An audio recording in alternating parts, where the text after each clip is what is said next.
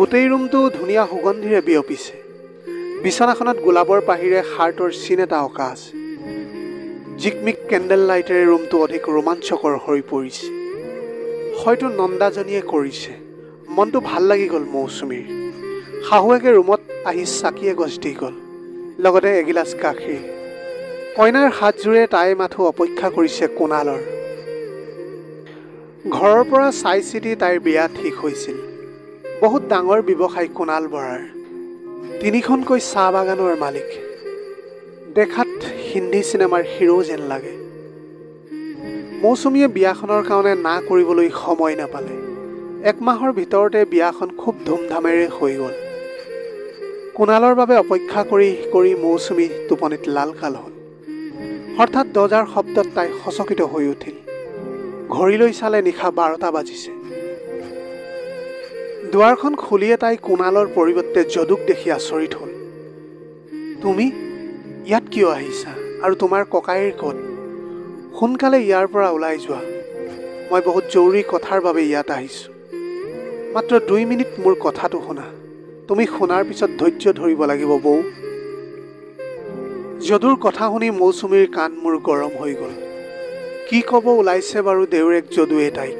সোনকালে কোৱা, মই ৰৈ থাকিব নোৱাৰোঁ। আচলতে মোৰ ক'বই লাজ লাগে। তুমিতো বোধ কৰোঁ জানাই মই কুণাল দাৰ নিজৰ ভাই নহয়। সৰুতে মোক এইখন ঘৰলৈ লৈ আহিছিল মোৰ মা ঢুকোৱাৰ পিছত। কুণাল দা মোৰ মামাৰ ল'ৰা। তুমি ইমান কিয় দীঘলীয়া কৰি কথাবিলাক কৈ আছা? হাত ভৰিবোৰ কঁপিবলৈ ধৰিছে মোৰ। বৌ, কুণাল দাৰ সন্তান জন্ম দিবৰ ক্ষমতা নাই।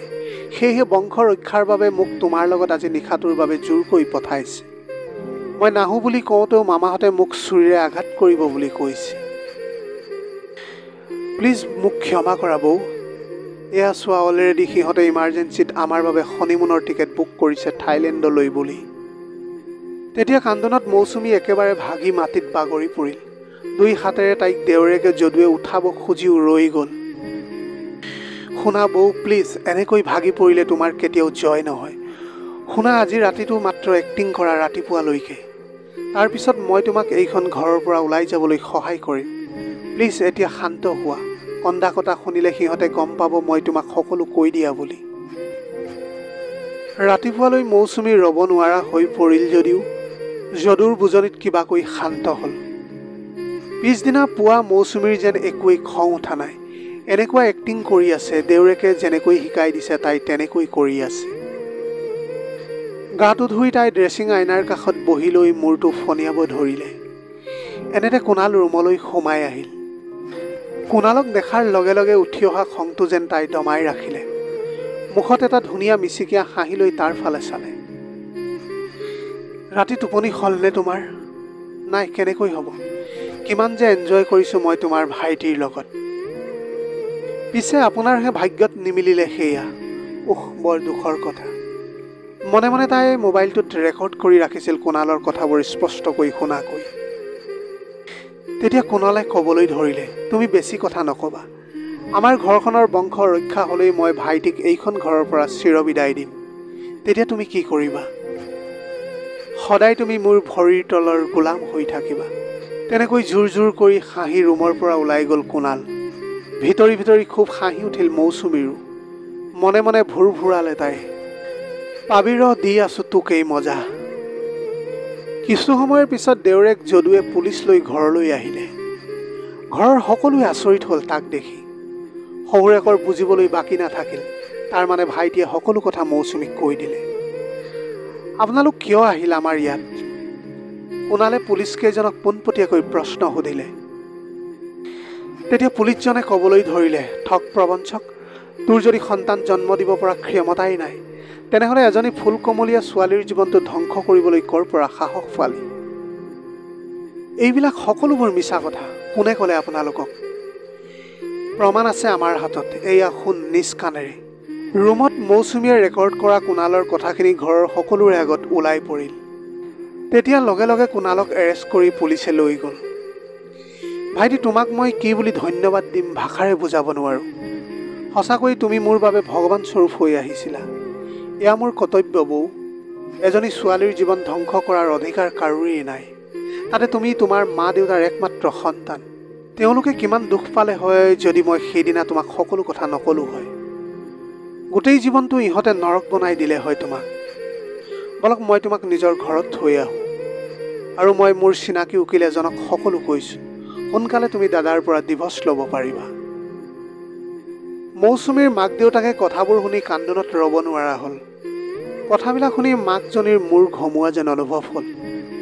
তথাপি মাকে ক'লে চোতালৰ ৰভা নুগুচাওঁতে ঘৰলৈ ছোৱালী ঘূৰি আহিব লগা হ'ল। খুৰী, আপুনি ভালহে পাব লাগে। বৌৰ জীৱনটো যে কিবা কৰি বাচিলে, নহ'লে সেই নৰপিশাচকেইটাই বৌৰ লগত যে কি কি কৰিলে হয়।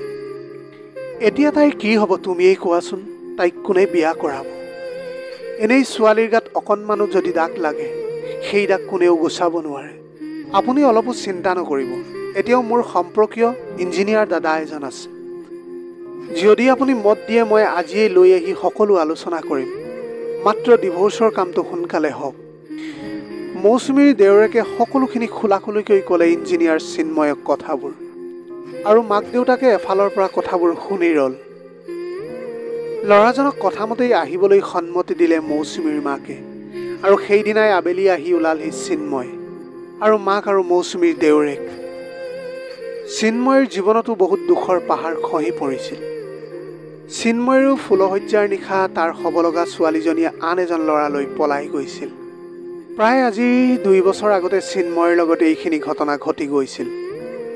গতিকে সি এইবোৰ বুজি উঠি বিনা দ্বিধাই মৌচুমীক আঁকোৱালি ল'লে। চিন্ময়ৰ মাকো আনন্দতে সন্মতি দিলে মৌচুমীক বোৱাৰী কৰিবলৈ। শেষত দুয়ো পক্ষৰে মতামত হ'ল যে মৌচুমীয়ে অতি সোনকালে ডিভোৰ্চটো ল'ব লাগে। খুব কম দিনৰ ভিতৰতে মৌচুমীয়ে কুণালৰ পৰা ডিভোৰ্চ ল'লে। দেউৰেকে চোৱা ইঞ্জিনিয়াৰ চিন্ময় মন্দিৰত ভগৱানক সাক্ষী কৰি চিৰদিনৰ বাবে জীৱনসংগী কৰি মৌচুমীক লৈ আহিল। আজি মৌচুমীৰ ফুলশয্যাৰ নিশা। আজি কিন্তু বিচনাখনত কোনো গোলাপৰ পাহি নাই, নাই কোনো অত্যাধিক কেণ্ডেল বা লাইট, আছে মাথো চিন্ময়ৰ মৰম।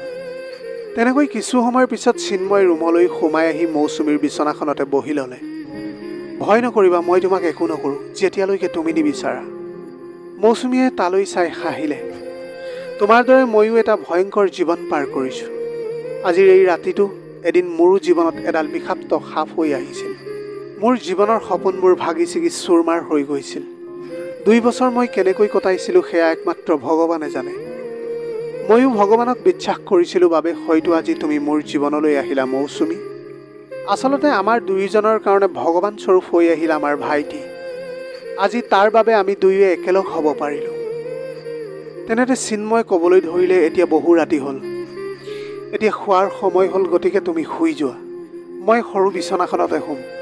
এই বুলি চিন্ময় উঠি যাব ধৰোঁতেই হাতখনত থাপ মাৰি ধৰিলে মৌচুমীয়ে। আপুনি তাত শুব নালাগে নহয়, ইয়াতে শুৱক মোৰ লগত। লগে লগে চিন্ময় মৌচুমীক বুকুৰ মাজত সুমুৱাই ল'লে। তাইও আলফুলকৈ সাৱটি ধৰি তাৰ বুকুৰ মাজত সোমাই পৰিল। আকাশখনো আজি জোনৰ পোহৰত ফটফটীয়া হৈ পৰিছে। হাইলাখ মৌচুমী আৰু চিন্ময় দৰেই। প্ৰিয় বন্ধু বান্ধৱীসকল, এয়াই আছিল আজিৰ কাহিনীটোৰ ভাগ। আপোনালোকে কেনেকুৱা পালে কমেণ্ট কৰি জনাবলৈ নাপাহৰিব। আপোনালোকৰ গোটেই জীৱনটো হাঁহিৰে উপচি পৰক। পাৰিলে দুখীয়াজনক অলপ সহায় কৰিবলৈ চেষ্টা কৰিব।